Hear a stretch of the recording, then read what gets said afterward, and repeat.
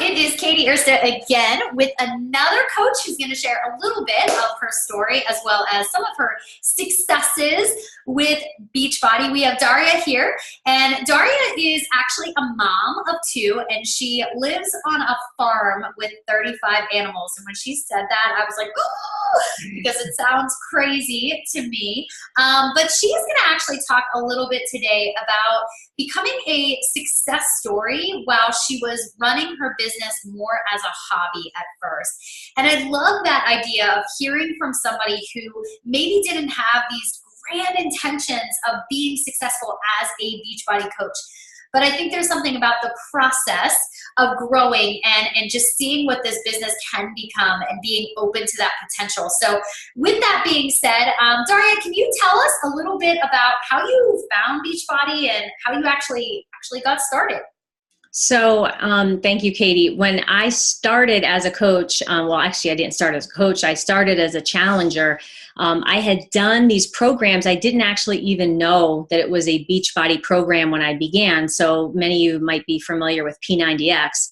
And my husband and I, we did this program and we got amazing results. And then we never worked out again. Like literally years went by. It was really a challenge. We had to put a lot of energy into this and we did it. And then the accountability was gone for us. So many years later, I was uncovering some of my fitness videos and I started kind of looking around online and I discovered that there was actually challenge groups for these types of things. And I didn't even know what that was.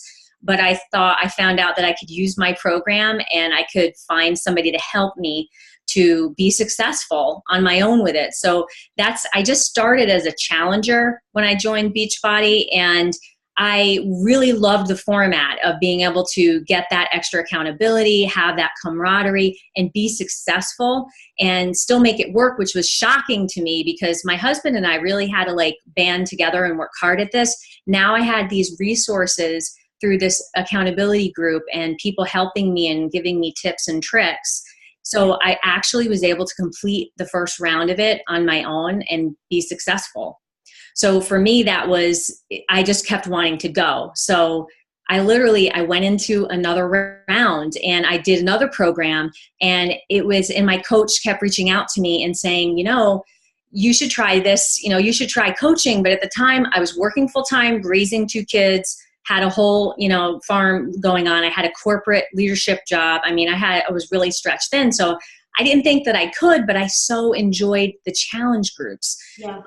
But then people just naturally, they saw my success and they wanted to know what I was doing. So I started talking to them about it and I was referring them to my coach, and my coach is like, what are you doing? You could be helping these people. And I was like, yeah, but I wasn't sure about the time commitment and I was worried about that because I was working full time.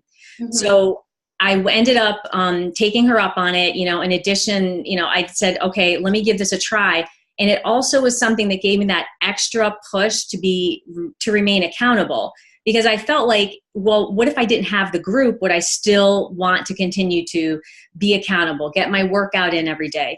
But if I was mentoring somebody else, I would kind of have to. It was like another extra push for me, and I really enjoyed it. So I enjoyed the groups, but I had gained so much knowledge just doing these workouts. I wanted to share those tips and that help with people too.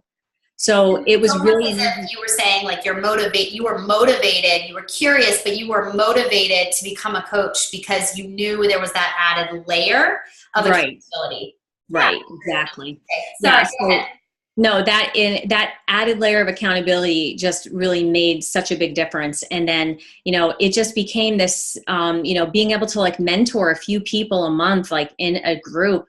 And I was I didn't have to take the burden on of running these groups all by myself. My coach was helping me.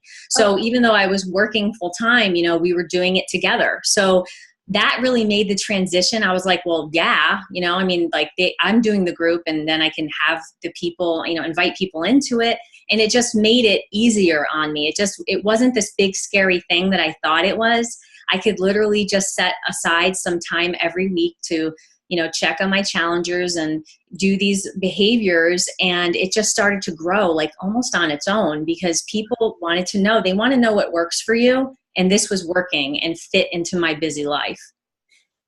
Yeah, and I think one of the things too that I am really proud of with our team is that there's really not a pressure to run a business a certain way. And it sounds like at the time when you started, you were very much, I want to make myself accountable. I want to help a few people, but there wasn't like this intention of growing a full-time income at that point. Is that right? Right. So when did you start to sort of see that, almost like that transition sort of happen? So once I became a coach and I started to invite challengers, right away it offset my Shakeology, and that was awesome. I was like, wow, I could make a commission. I didn't realize that was something that I could do. And it really, again, was just part of my accountability. So it wasn't like I was adding an extra thing onto it. I was just sharing what I knew and what I learned and loved. And it was offsetting that. So then it started to like snowball for me, because then it was paying for all those extras, fall clothes for the kids. And, in the summer it was helping to like offset and pay for summer camp stuff and all these like things. And it really wasn't something I was like, wow, I really can see that there's an ability, there's something here that could actually grow.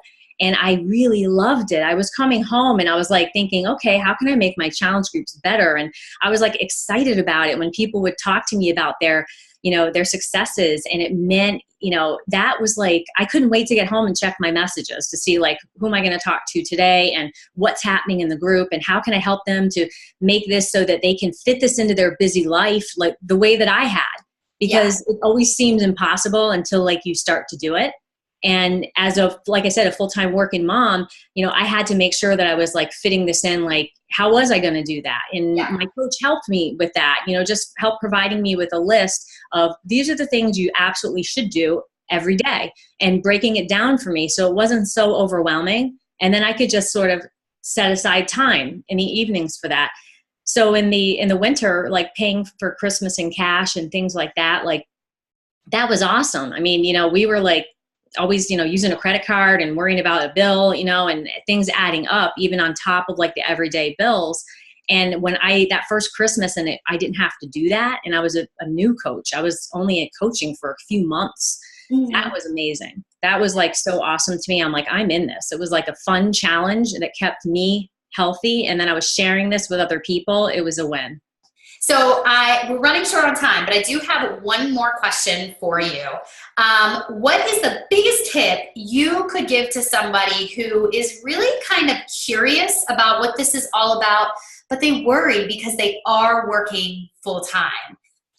So I would say that these activities and things that you can do, you can really compress them just in, like I said, like an hour a week. Like when you're starting, like you don't have to put like so much energy into this or even time. It doesn't have to take time away from your family life and your work life and everything else. And you're not, I think a lot of new coaches feel like they're going to be glued to their phone or something. And that's not it at all. I mean, you really can just set some time aside and do that. And I think when I think back to when I was first coaching, it was always on my mind because I was excited about it. And that's a good thing, but you can get like kind of wrapped up in it. So I would just I would make notes to myself to just, that would be something that I would work on during what I call my power hour, and pick when that time was going to be, and then just set it, and work on those things, whether it was post ideas or recipe ideas, or, I got up in the morning and I'm like, oh, my workout clothes are ready to go. Like that was like a great tip for me, or even freezing bananas for my shakes and stuff like that. I mean, silly little things that seemed like easy for me, but I knew was something I didn't know and something that I had to learn. And I wanted my challengers to like have that information, but not overwhelming myself with, oh, I got to post it right now, or I got to do this right now. Just setting it aside, making that time, knowing what my top priorities were and doing them. And that it was almost amazing to me, because when I trusted that process, that's how my business was growing. Right. Because people wanted that information. They wanted it. That's really cool. I appreciate your time, and thank you guys so much. If you're in the sneak peek and you have questions, you can probably check in with Daria and just ask her. Ask her about how she really started her business, how she grew it, all of that, growing from a hobby to a full-time income. are going to be great questions that you can ask her. Thank you so much for your time, guys. I'll see you later. Have a good one. Bye-bye. Take care. Bye-bye.